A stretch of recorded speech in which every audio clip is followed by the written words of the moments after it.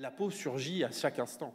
Et la peau est toujours marquée, évidemment, ponctuée, si je puis dire, par ces petits points de sueur, par ces zones tactiles, palpables, hein, frémissantes par moments, qui en font plus que une simple peau, hein, encore une fois, une surface.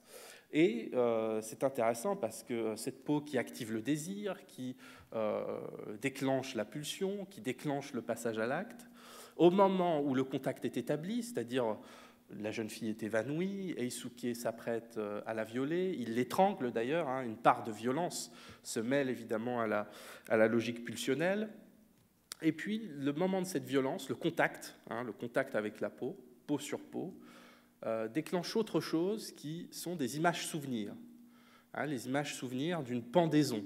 Un homme dont on ne sait pas encore qui il est, pendu à un arbre, et puis une agitation autour. Tout cela n'est pas très clair. Ces images interviennent comme des flashs imprécis, des flashs parcellaires, fragmentaires,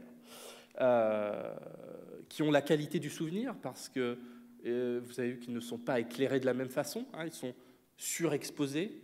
Et l'image noir et blanc, quelque part, Oshima l'utilise aussi pour mélanger, fondre ces temporalités très différentes, ces temporalités conflictuelles.